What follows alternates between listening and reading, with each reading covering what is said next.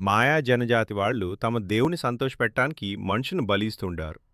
ఆ రోజు వారు జాగ్వార్ అనే రాజుని మరియు అతని గిరిజన కుటుంబంలోని వాళ్ళందర్నీ పట్టుకుని తీసుకొస్తారు.